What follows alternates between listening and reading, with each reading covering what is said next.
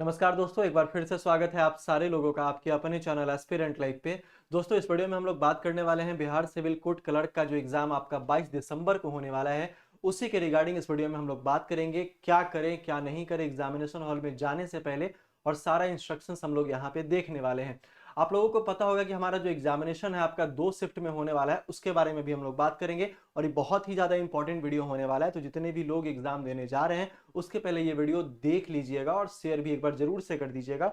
अगर आप चैनल पे नए हैं तो चैनल को एक बार सब्सक्राइब जरूर से कर लीजिएगा, ठीक है। चलिए, सबसे पहले हम लोग बात कर लेते हैं कि अभी भी 3-4 दिनों का समय है, तो जितने भी लोग बचे हैं जाकर फ्री का जो टेस्ट सीरीज है कम से कम वही लगा लीजिए और देखिए कि आपका कितना अच्छा स्कोर आ रहा है या फिर क्या कमी रह जा रही है, ठीक है। बाकी जो टेस्ट सीरीज है आपका वो 99 में मैंने कर दिया है, तो इसका भी आपको फायदा उठाना है और जाकर टेस्ट लगाना, ये मौका दोबारा नहीं आने वाला है, ठीक है। चलिए, अब जैसे कि यहाँ पे आप देख रहे हैं कि आपका 2 शिफ्ट में एग्जाम है। ये आपका मॉर्निंग शिफ्ट का एग्जाम होने वाला है और ये आपका इवनिंग शिफ्ट का एग्जामिनेशन होने वाला है मेरे भाई, ठीक है। अब जरा ध्यान देना कि यहाँ पे लिखा है कि डेट ऑफ एग्जामिनेशन आपका 22/12/2024, 22/12 आपका 2024 है। मतलब दोनों शिफ्ट जो है आपका मेरे भाई वो 22 तारीख को ही होना है, ठीक है। रिपोर्टिंग टाइम आपका कितना है? 8:30 बजे आपको वहां पे किसी भी कंडीशन में पहुंच जाना है, ठीक है। दूसरा, गेट क्लोज जो टाइम है आपका वो 9:30 बजे का समय है मेरे भाई। अगर 9:31 भी आपका एएम हो जाता है तब आप गेट के अंदर एंट्री नहीं कर सकते हैं, चाहे वो भगवान खुद क्यों नहीं आ जाए धरती पे और गेट के सामने प्रकट होके बोले कि भाई साहब आपका जो है वो थोड़ा सा 1-2 मिनट मैनेज कर लीजिए, तो वो लोग नहीं मानेंगे। इसलिए इस बात का ख्याल रखिएगा कि सेंटर पे आपको रिपोर्टिंग टाइम के समय ही पहुंच जाना है। थोड़ा सा भी लापरवाही मत कीजिएगा, नहीं तो बहुत ज्यादा मुश्किल खड़ा हो जाएगा, इतना दिन का मेहनत किया हुआ हमारा बेकार हो जाएगा, ठीक है। और जो हमारा एग्जाम स्टार्ट होने वाला है उसके ठीक आधे घंटे बाद हमारा 10 से लेकर 12 बजे तक हमारा फर्स्ट शिफ्ट का एग्जामिनेशन क्या होगा, स्टार्ट होगा। और ये आपका टोटल 2 घंटे का है, मतलब 120 मिनट का है। कितना का मेरे भाई? 120 मिनट का ये आपका ड्यूरेशन होने वाला है, जिसमें नंबर ऑफ क्वेश्चन जो है वो आपके 90 क्वेश्चन हो जाएंगे अकॉर्डिंग टू सिलेबस। जो सिलेबस बिहार सिविल कोर्ट ने बताया था उसी के हिसाब से, सिलेबस से बाहर आपका सवाल नहीं रहेगा। और सिलेबस में कहा गया था कि 90 नंबर का ही आपसे एग्जामिनेशन लिया जाएगा। तो ये जो है हमारा वो 120 मिनट का होने वाला है। और आप लोगों को पता होना चाहिए कि जो हमारा पहला वाला शिफ्ट होता है वो थोड़ा सा टफ या एग्जाम का रेलेवेंट तो होगा ही, लेकिन दूसरा वाला जो शिफ्ट होगा हमारा वो पहले वाले शिफ्ट से आसान होता है। इस बात का ख्याल रखिएगा, ठीक है। अब ऐसा नहीं कि ये बहुत ज्यादा टफ हो जाएगा, मन में ऐसा कुछ मन ग्रंथ कहानी मत बनाने लगना, ठीक है। तो ये आपका हो जाएगा कि 120 मिनट का आपका समय मिलेगा 90 क्वेश्चन के लिए। और दोनों शिफ्ट में आपका कोई भी निगेटिव मार्किंग नहीं है ना। कोई भी आपका क्या है मेरे भाई, निगेटिव निगेटिव मार्किंग आपका नहीं है ना। तो तुक्का भी लगाना है तो ध्यान से लगाना है कि मेरा सही हो जाए, गलत नहीं हो। गलत नहीं होगा तो नंबर नहीं मिलेगा, ऐसा तो नहीं कि सही वाले में से नंबर आपका कट जाएगा। तो तुक्का भी लगाना है तो ध्यान से लगाना है, और तुक्का भी लगता कब है, जब आप सही से रिवीजन करके जाते हो, ठीक है। तो ये आपका हो जाएगा कि 9:30 से पहले जितने भी मॉर्निंग वाले लोग हैं वो सारे के सारे पहुंच जाएंगे 8:30 बजे तक, ठीक है। गेट क्लोज टाइम से 5 मिनट पहले पहुंच के अपने आप को हीरो मत दिखाना कि I am the don, I am the hero, है ना, ऐसा नहीं होना चाहिए।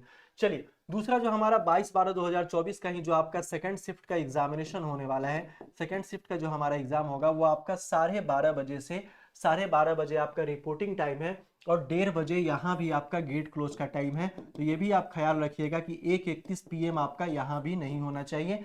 1:30 है तो आप गेट पे 1:25 पे ही खड़े रहेंगे तो ज्यादा अच्छा होगा, ठीक है। और इसका जो एग्जामिनेशन है आपका सेम फर्स्ट शिफ्ट की तरह ही आपका होने वाला है। ये 2 बजे से लेकर 4 बजे तक, मतलब ये भी आपका 120 मिनट का होगा। और टोटल नंबर ऑफ क्वेश्चंस आपके पास 90 होंगे, जिसमें कोई भी नेगेटिव मार्किंग आपका नहीं होने वाला है। बाकी सारी की सारी क्लासेस मैराथन वगैरह चल रही है, इसी चैनल पे आप जाकर देख सकते हो, ठीक है। चलिए, ये तो टेस्ट सीरीज के बारे में मैंने आपको बता ही दिया, ये सारा का सारा पड़ा हुआ है, आप जाकर देख सकते हैं। प्यून के भाई लोग जितने भी लोग तैयारी कर रहे हैं वो सारे लोगों के लिए मैंने 99 का chapter wise, topic wise, maths का अलग, इंग्लिश का अलग, हिंदी का अलग, टोटल हम लोग अरेंज करवा दिए हैं पीडीएफ। जाकर उसको भी आप पढ़ सकते हैं, देरी मत करना, उसका भी एग्जाम डेट बहुत जल्द आ जाएगा। आपके पास एडमिट कार्ड होगा और एडमिट कार्ड में आप लोगों ने देखा होगा कि कुछ इस तरीके से इंपॉर्टेंट इंस्ट्रक्शंस फॉर कैंडिडेट्स यहाँ देकर रखा है। तो इसको पढ़ना जरूर, समझना जरूर एक बार खुद से। मैं एक बार पढ़ के आप लोगों को समझा देता हूँ। लिखा है इन्होंने क्या कि print the admit card on A4 size paper, मतलब A4 साइज पेपर पे आपको एडमिट कार्ड क्या करवाना है, प्रिंट कराना है मेरे भाई, ठीक है। और admit card will be valid only if candidates photograph and signature, ये सारा कुछ लिखा गया है। मतलब एडमिट कार्ड वैलिड तभी होगा जब ये जो कैंडिडेट का आपका फोटोग्राफ होगा और उनका सिग्नेचर होने वाला है, ठीक है। चलिए, दूसरा यहाँ पे क्या लिखा है कि एडमिट कार्ड के बारे में लिखा है, जो रिक्वायर्ड एडिशनल जो आइटम्स है उसके बारे में मेंशन किया गया है। लिखा है prior to reaching the examination centre candidate must paste the photograph and at the appropriate place on the admit card. कहने का मतलब है कि एडमिट कार्ड पे सही जगह पे आपको क्या करना है, वहां पे फोटो को क्या करना है, प्लेस करना है और सही टाइम से एग्जामिनेशन सेंटर पे पहुंच जाना है। Candidates are required to report at the examination centre strictly as per the time mentioned in the admit card to avoid any crowding at the centre at the time of entry. कहने का मतलब है कि आपको avoid करना है भीड़ भाड़ से और जाकर वहां पे खड़े हो जाना है और उसमें थोड़ा सा तनिक सा भी उसमें आपको देरी नहीं करना है, ऐसा इन्होंने यहाँ पे पहले से ही लिख लिया है। स्ट्रिक्टली ऑर्डर फॉलो करने के लिए कहा गया है। ठीक है भाई, समझ रहे हो बात को। चलिए दूसरा कि no candidate shall be permitted to enter to the examination centre after the gate closure time and to leave examination hall before the completion of the examination. मतलब समय खत्म होने के बाद, समय खत्म होने के बाद ना तो आपको एंट्री मिलेगी और समय खत्म होने से पहले ना ही आप बाहर आ सकते हैं, दोनों में स्ट्रिक्टली रिस्ट्रिक्शन वहां पे लगाया गया है। ठीक है, इस बात का ख्याल रखिएगा। दूसरा क्या है कि नो कैंडिडेट, मेरे भाई, no candidate will be allowed to enter the examination centre without admit card. अगर आपके पास एडमिट कार्ड नहीं है, वैलिड आईडी प्रूफ ओरिजिनल नहीं है, with it self attested photocopy and proper frisking. आपका कहने का मतलब क्या है मेरे भाई कि आपके पास क्या होना चाहिए, एक आपका फोटोकॉपी होना चाहिए कोई भी आईडी के साथ और उस पर आपका सेल्फ अटेस्टेड, मतलब अब उस दिन का तारीख होना चाहिए जिस दिन आप जा रहे एग्जामिनेशन देने और वहां पे आपका सिग्नेचर होना चाहिए। दैट इज कॉल्ड हमारा सेल्फ अटेस्टेड हमारा कहलाता है। ठीक है, उसके बाद क्या लिखा है, candidates will be permitted to carry only the duly filled admit card along with 2 passport size photo. एक तो आपका एडमिट कार्ड हो जाएगा, 2 आपका पासपोर्ट साइज फोटो हो जाएगा। 4 pasting on attendance seat, attendance seat पे पेस्ट करने के लिए ये आपका हो जाएगा। Original valid ID proof with it self attested photocopy, personal transparent water बोतल आप वहां लेकर जा सकते हैं, ट्रांसपेरेंट होना चाहिए, किनले और ये बिस्लेरी का वहां पे जो साइड में रहता है रैपर वगैरह वो नहीं होना चाहिए। And simple transparent blue and black ball point, हमेशा याद रखिएगा blue and black ball point आपको लेकर जा रहा है, 0.6 का ले लेना, बहुत ज्यादा इंपॉर्टेंट है, बहुत अच्छा रहता है वो, उसमें कोई दिक्कत होने वाला बात नहीं। तो इन बातों का आपको ख्याल रखना है। दूसरा हम लोग आ जाते हैं, अब देखो बहुत सारे बच्चों का ये भी कहना है कि सर एडमिट कार्ड में जो फोटो था वो फोटो नहीं मिल रहा है। भाई आपका एडमिट कार्ड है, आप कहीं भी जाओगे तो सेम फोटो साइबर कैफे वाला वो वहां से कटिंग करके आपको निकाल देगा, तो ये आपके लिए एक फायदेमंद वाला चीज है। बहुत सारे लोगों के पास नहीं होता, तो कोई इश्यू वाली बात वहां है नहीं। भाई मेरे 7वां नंबर हम लोग यहाँ इंस्ट्रक्शंस यहाँ पे पढ़ लेते हैं कि candidate must carry one valid identity proof, है ना, in original and itself attested photocopy, photo identity card, Aadhaar card, voter ID card, driving licence, passport, PAN card, any other ID card issued by the central and state government or and 10th certificate having name, father's name, date of birth and candidate along the admit card issued to the candidate and shall produce the same demand of the time of examination at the center। इनके कहने का मतलब ये है कि आपको क्या करना है कि एक वैलिड आईडी प्रूफ लेकर जाना है, तो या तो सेंट्रल गवर्नमेंट या फिर स्टेट गवर्नमेंट से ऑथोराइज्ड हो। उसके बाद उसमें क्या होना चाहिए कि जैसे 10th का सर्टिफिकेट भी आप वहां लेकर जा सकते हैं, उसके बाद होना चाहिए उसमें आपके पिताजी का नाम, माताजी का नाम, एड्रेस वगैरह टोटल जो है उसमें होना चाहिए। ठीक है कोई दिक्कत नहीं, ये सारा चीज हो गया।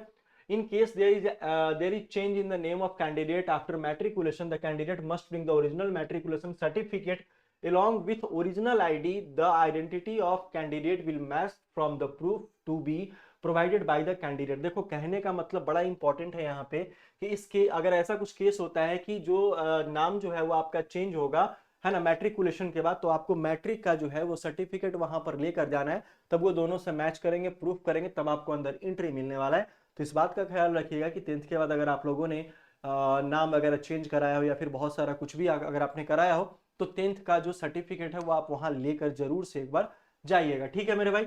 चलिए दूसरा क्या है कि candidate are not allowed to carry any other personal belonging including electronic device, mobile phone, calculator, pager, Bluetooth device, any other communication device, any other suspicious material of any kind to the examination centre. मतलब आपको ऐसा कोई भी device हुआ, mobile, calculator वगैरह छिपा के भी नहीं ले जाना है। बिल्कुल तेज मत बनना, मैं बता रहा हूँ भाई बार बार, ठीक है, तेज मत बनना। वहां जिस तरीके से एग्जामिनेशन देने जाओगे, तैयारी आप लोगों ने बहुत अच्छी की है, तो वहां पे इस तरीके से यहाँ पे कवर कर सकते हो, कोई दिक्कत यहाँ पे नहीं होने वाला है। और ये सारा का सारा इंस्ट्रक्शन है, तो आप लोग समझ गए कि कैसे क्या करना है। तो बहुत ज्यादा इंपॉर्टेंट होता है। अच्छा देखो जरा, एक और पॉइंट है हमारे पास कि there shall not be any negative marking for incorrect answer. ये बहुत इंपॉर्टेंट है कि इन्होंने एडमिट कार्ड में ही मेंशन कर दिया है कि भाई इसके लिए कोई भी नेगेटिव मार्किंग आपका नहीं है। अगर आपने आंसर्स गलत किया हो इनकरेक्ट आंसर्स के लिए तो नेगेटिव मार्किंग नहीं है। It be notice that there is no relation at all between roll number and roll mentions on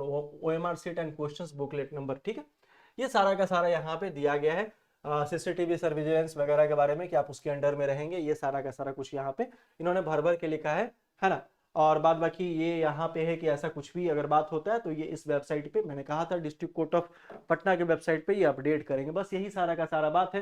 तो जाइए अच्छे से एग्जामिनेशन दीजिए, वीडियो को एक बार शेयर कर दीजिएगा और एक बार टेस्ट जाकर जरूर से लगाइएगा मेरे भाई। टेस्ट का जो लिंक है आपका एप्लीकेशन का वो आपके कॉमेंट बॉक्स में पिन किया गया है। दूसरा मैं आपको ये बताना चाहता हूं कि अभी तक आप लोगों ने मैराथन क्लास फॉलो नहीं किया है तो जाकर देख लो, मैराथन क्लास पड़ा हुआ है। चाहे वो बात करे रीजनिंग के बारे में, चाहे वो बात करे आपके हिंदी के बारे में, चाहे वो बात करे आपके कंप्यूटर के बारे में, चाहे वो बात करे आपके जीके जीएस के बारे में, इन सारे का मैराथन क्लास आपको वहां पे मिल जाएगा। साथ में फ्री पीडीएफ के लिए आप क्या कर सकते हैं, टेलीग्राम चैनल वहां पे ज्वाइन कर सकते हैं, जो आपको हर एक क्लास के बाद आपको पीडीएफ मिल जाएगा। तो इस बात की बिल्कुल भी चिंता मत करना और मन को बिल्कुल भी विचलित मत होने देना कि मेरे भाई यहाँ से पढ़ेंगे ऐसे तो ऐसे हो जाएगा, वहां से क्वेश्चन लड़ेगा। आप जहां से पढ़ रहे हो वहीं से पढ़ो, ज्यादा क्लासेस वगैरह चेंज करने की कोई आवश्यकता नहीं है ना। मन को थोड़ा स्थिर कीजिए, 4-5 दिन हमारे पास समय बाकी है। बाकी एग्जाम हॉल की रणनीति जो है हम लोग नेक्स्ट वीडियो में बात करेंगे। अगर एग्जाम हॉल की रणनीति भी अगर आपको चाहिए, किस तरीके से हम लोग वहां पे क्वेश्चंस अटेम्प्ट करें और मैक्सिमम नंबर ऑफ क्वेश्चंस हमारा अटेम्प्ट हो जाए, तो एक बार कमेंट में जरूर से यस सर लिखिएगा। तो मुझे भरोसा होगा कि आपने मेरी बातों को सुना है, आपने रिस्पॉन्स करा है। और वीडियो अगर पसंद है तो एक बार शेयर जरूर से करिएगा। चलिए हम लोग मिलते हैं फिर से नेक्स्ट वाले वीडियो में, तब तक के लिए बहुत बहुत धन्यवाद। जय हिंद।